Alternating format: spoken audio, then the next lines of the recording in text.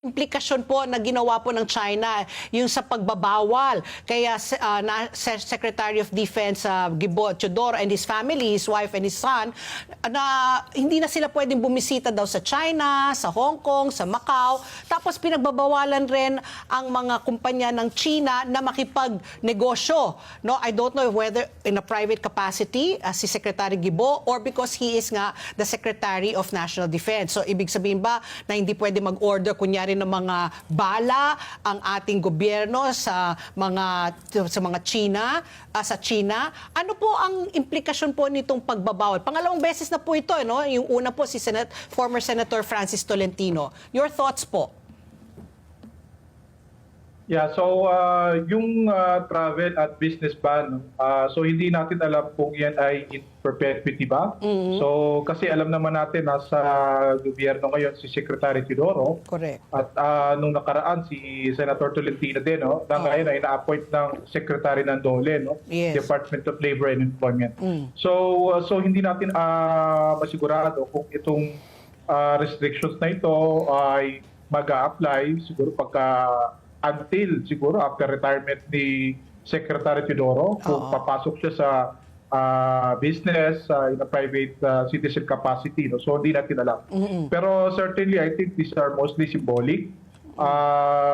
Response siguro ito ng China maaari doon sa mga remarks na binitawan ni Secretary Teodoro kamakainan lang doon sa Shangri-La Dialogue. Kung saan nabanggit niya na two things, no, sa palagay ko, no. Una, yung point niya na yung negotiations are not being according to his assessment, no. Ang karanasan ng Pilipinas sa China pagdating sa issue ng South China Sea or West Philippine Sea, ang negosasyon ay ginagamit hindi para to resolve the conflict, no, kundi para to gain some advantage, no, on the ground or at sea.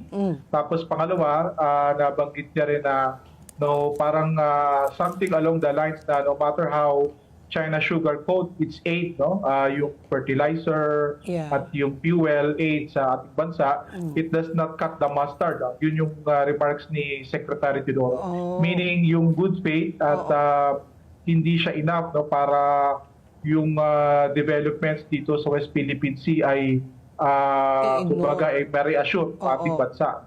So palagay ko dahil doon, yun palagay ko ang parang naging mitya, immediate trigger, no, nitong sanctions na pinataw ng China kay Secretary Teodoro. But again, hindi lang si Secretary Teodoro, yung kauna-unahan, although ang siguro siya ang pinakamataas, no, na official active ng ating bansa na pinatawan nito. Nung nakaraan si Senator Tolentino, nung siya ay senador pa, at yung local government officials ng Kalayaan Town sa Spratlys, kasi dineclare nila yung ambassador ng China bilang persona non grata doon sa kanilang town. No? At kung matatandaan natin, si dating Secretary Del Rosario, si dating Ombudswoman Conchita Carpio Morales, at I think si Justice Carpio din ay napatawad din ang mga restrictions, no, travel restrictions sa China, including Hong Kong and Macau, dahil doon sa advance nila ng ICC case, no, against I think yung leadership ng China